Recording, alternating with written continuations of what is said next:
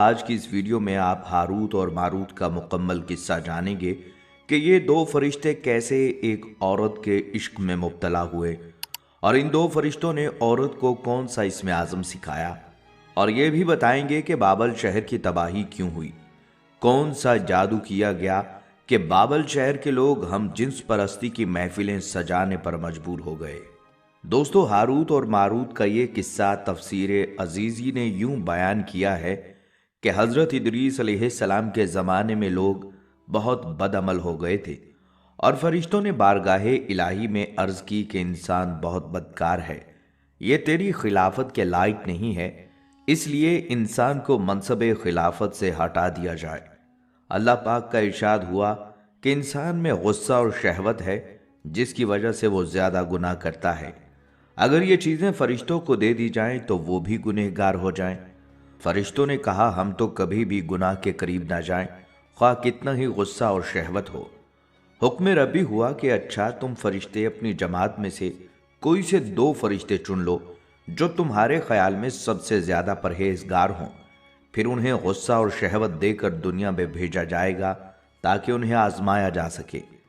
لہٰذا ہاروت اور ماروت جو بہت پرہیزگار فرشتے تھے منتخب ہو گئے اور انہیں غصہ اور شہوت دے کر شہر بابل میں اتار دیا گیا، اور کہا گیا تم دونوں قاضی بن کر لوگوں کے درمیان فیصلے کیا کرو اور شام کو اسم اعظم کے ذریعے واپس آسمان پر آ جایا کرو۔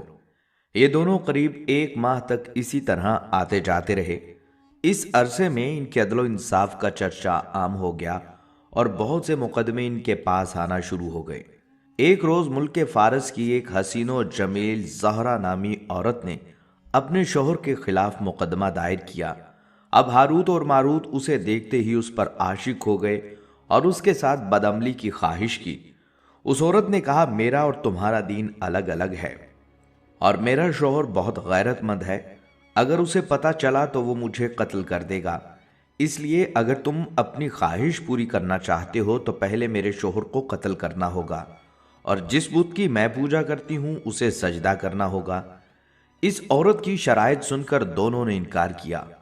عورت تو واپس چلی گئی، لیکن ان دونوں کے دل میں عشق کی آگ بھڑک گئی۔ کچھ روز تو ان فرشتوں نے برداشت کیا۔ ایک روز مجبور ہو کر اس عورت کو ملاقات کا پیغام بھجوایا۔ اس نے فوراً ان دونوں کو ملنے کے لیے بلوایا۔ جب یہ دونوں وہاں پہنچے تو خوب بناؤ سنگھار کر کے بیٹھی تھی۔ اس نے کہا کہ مجھے پتہ چلا ہے کہ تم دونوں اسم اعظم جانتے ہو، تو اپنی خواہش کے حصول کے لیے یا تو مجھے اسم اعظم بتا دو، یا اس بت کو سجدہ کرو، یا میرے شوہر کو قتل کرو، یا شراب پی لو۔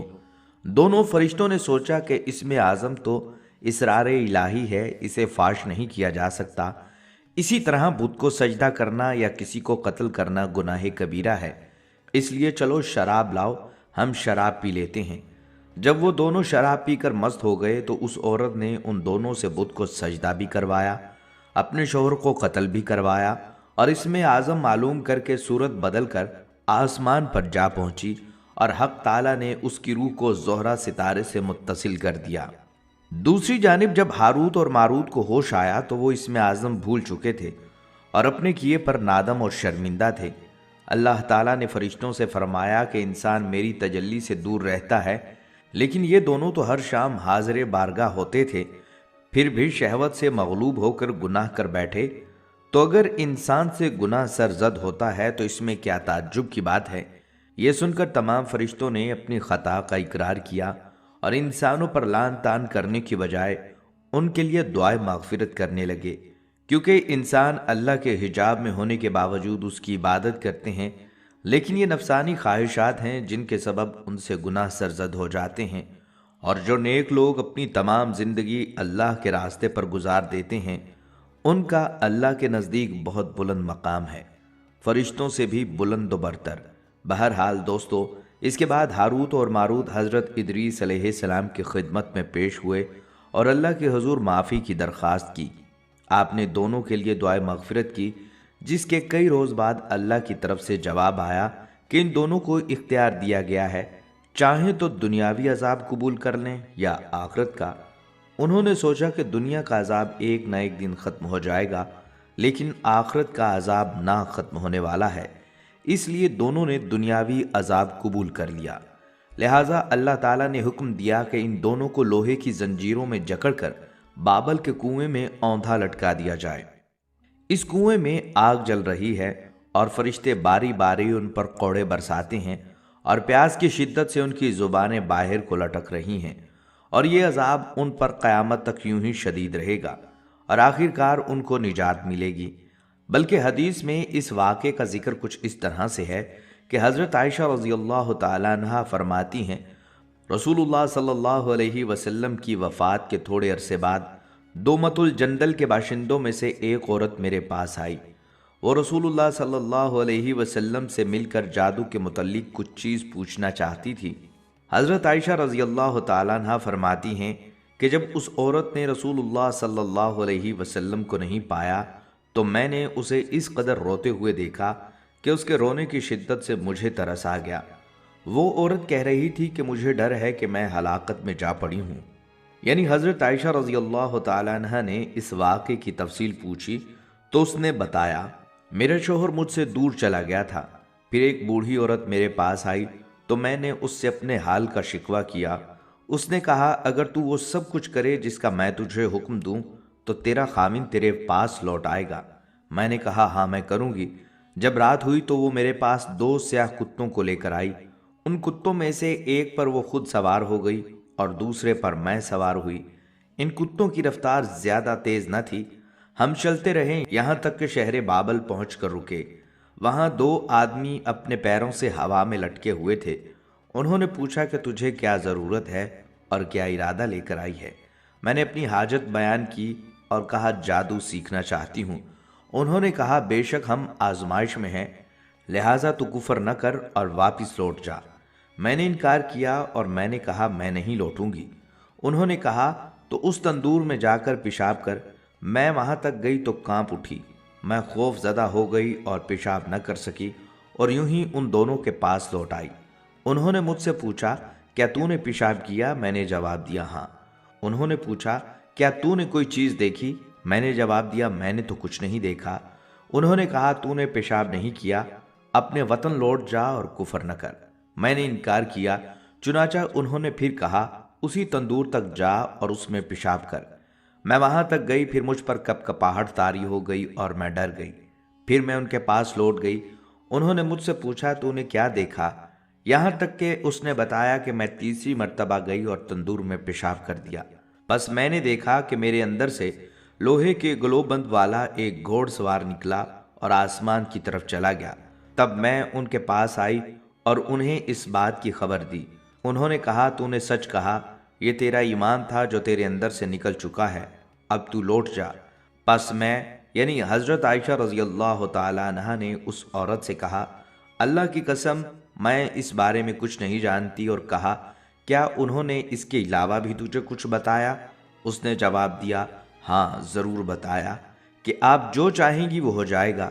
یہ گیہوں یعنی گندم کے دانے لیجئے اور ان کو زمین میں بو دیجئے۔ چنانچہ میں نے وہ دانے لے لیے۔ اس نے کہا، نکلا تو پودے نکل آئے۔ اس نے کہا، فصل کٹ جا تو فصل کٹ گئی۔ پھر اس نے کہا، پس کر آٹا بن جا تو آٹا بن گیا۔ پھر اس نے کہا، روٹی پک جا تو روٹی پک کر تیار ہو گئی۔ جب اس عورت نے دیکھا کہ میں یعنی حضرت عائشہ رضی اللہ تعالیٰ عنہ پھر بھی کچھ نہیں بولی تو وہ میرے سامنے شرمندہ ہو کر گر پڑی اور کہنے لگی، اے ام المومنین رضی اللہ تعالیٰ عنہ، میں نے اس کے علاوہ کچھ نہیں کیا۔ چنانچہ میں نے رسول اللہ صلی اللہ علیہ وسلم کے صحابہ رضی اللہ تعالیٰ عنہم سے اس بارے میں دریافت کیا، لیکن انہیں بھی اس بارے میں کچھ معلوم نہیں تھا کہ اس معاملے پر کیا کہیں۔ جس چیز کا مکمل علم نہ ہو اس کے متعلق صحابہ اپنی رائے دینے میں احتیاط کیا کرتے تھے۔ انہوں نے صرف اتنا کہا، اگر آپ کے والدین یا ان میں سے کوئی بھی حیات ہوتے تو وہ آپ کے لیے کافی ہوتے۔ اس واقعے کے پیش نظر حقیقت میں یہ بات ہے کہ ہاروت ماروت کو اللہ تعالیٰ نے خیر و شر اور کفر و ایمان کا علم دے دیا تھا، اس لیے وہ ہر ایک کفر کی طرف جھکنے والے کو نصیحت کرتے اور ہر طرح روکتے۔ جب وہ نہ مانتا تو اس سے وہ مخصوص کلمات کہہ دیتے جس سے اس کا نور ایمان جاتا رہتا اور وہ ایمان سے ہاتھ دھو بیٹھتا اور اسے جادو آ جاتا، اور یہی اسی عورت کے ساتھ ہوا۔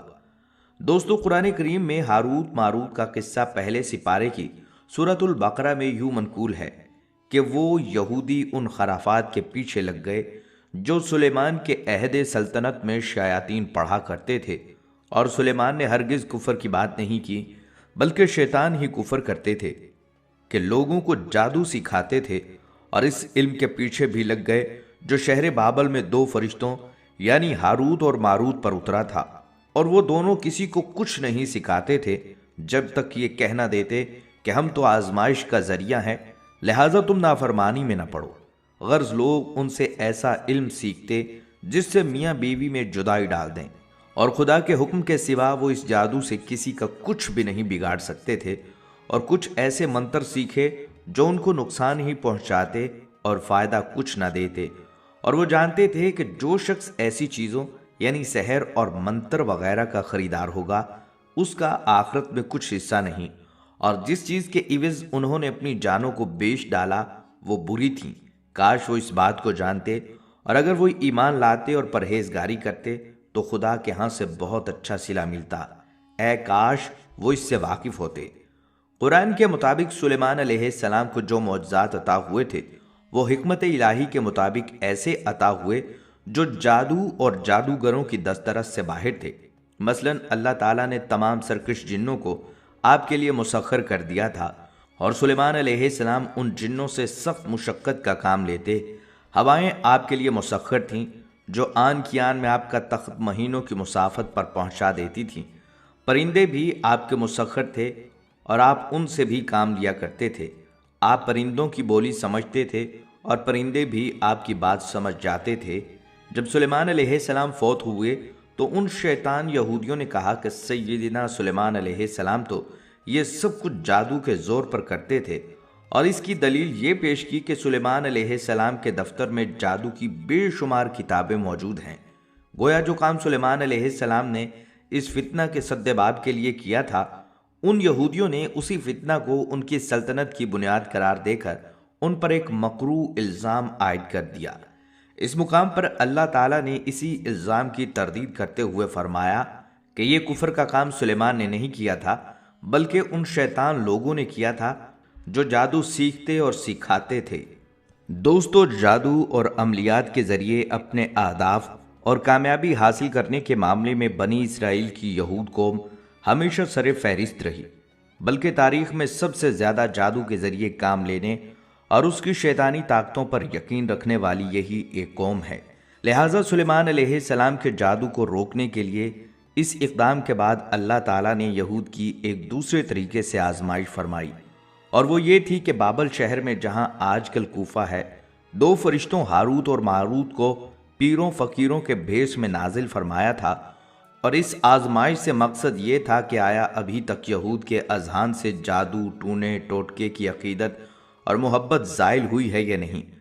جب یہودیوں کو ان پیروں فقیروں اور بابل میں آمد کا علم ہوا تو فوراً ان کی طرف رجوع کرنے لگے۔ ان فرشتوں کو یہ حکم دیا گیا، اگر تمہارے پاس کوئی شخص یہ ٹونے سیکھنے آئے تو پہلے اس کو اچھی طرح خبردار کر دینا کہ یہ غلط کام ہے اور ہم محض تمہارے امتحان کے لیے آئے ہیں، لہٰذا تم اس کا ارتکاب مت کرو۔ پھر بھی اگر کوئی سیکھنے پر اصرار کرے تو اسے سکھا دینا۔ چنانچہ جو لوگ بھی ان کے پاس جادو ٹونے سیکھنے آئے تھے، فرشتے اسے پوری طرح متنبہ کر دیتے، لیکن وہ اس کفر کے کام سے باز نہ آتے اور سیکھنے پر اصرار کرتے، اور ایسے ٹونے ٹوٹکے سیکھنے والوں کے ان فرشتوں کے ہاں ہجوم لگے رہتے۔ جبکہ قرآن پاک میں اس کی تاکید کی گئی تھی۔ وہ جنات چونکہ حضرت سلیمان علیہ السلام کے تابع تھے، اس لیے بعض لوگوں نے حضرت سلیمان کی نسبت سے ان جنات کی باتوں پر یقین کرنا شروع کر دیا اور ان کے بتائے ہوئے عمل کرنا شروع کر دیے۔ اس طرح کالے جادو یا سفلی عملیات کی بنیاد رکھی گئی۔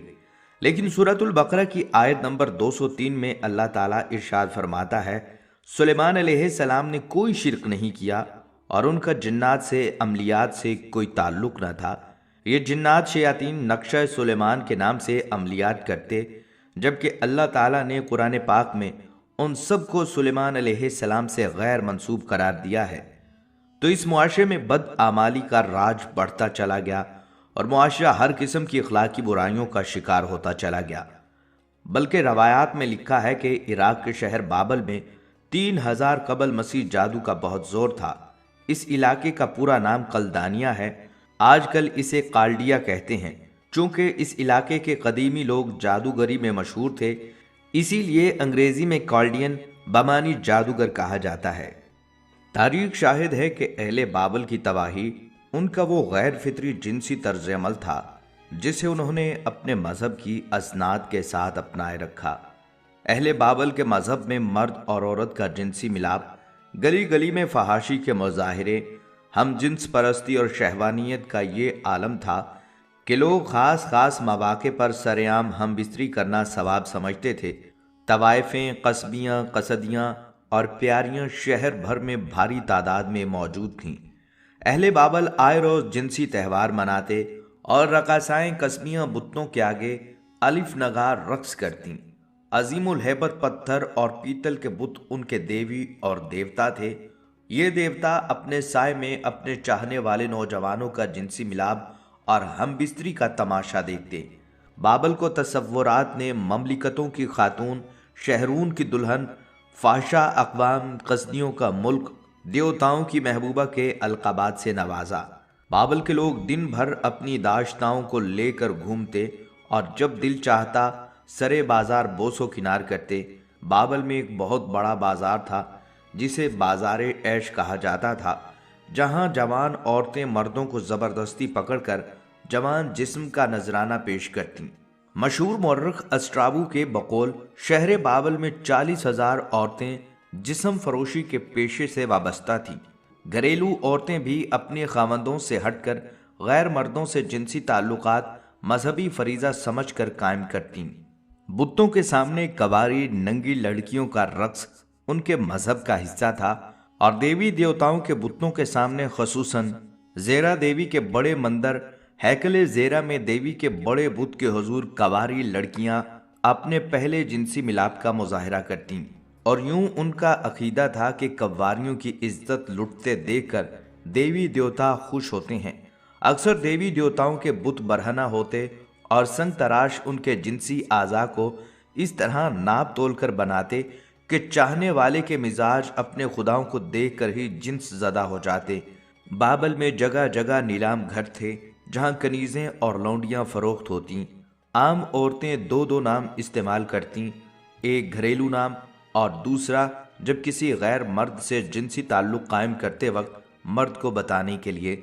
दूसरे नाम में जिनसी कशिश होती, मसलन पैगाम मोहब्बत, नरमो गुदास, रस भरी जैसे पुरकशिश नाम। दोस्तों, बाबल के लोग माबूदाने बातल के परस्तार थे। उनके ख्याल में ये माबूद आसमान की फ़ज़ाओं में रहते थे और ये लोग अपनी किस्मत का ताल्लुक़ इनसे समझते थे, इसलिए वो नजूम शनासी में बड़े माहिर थे। उनके बुतकदों में सितारों की परस्तिश होती थी। आज ये सब खंडर के ढेर हैं, लेकिन चश्मे बिना के लिए सुरमा बसीरत है। इनमें अजीब हैबत है और साथ ही अंदोनाक और निहायत हसरत आमेज दास्तान इबरत है। इस इलाके को करीब से देखने वाले ये भी बताते हैं कि यहाँ एक इमारत है जो जनूबी महल के नाम से मशहूर है। दूसरी इमारत मुअल्लक बाग की है जिसे महल आज़म भी कहते हैं। इससे थोड़ी दूर आगे तहखाना है। कहते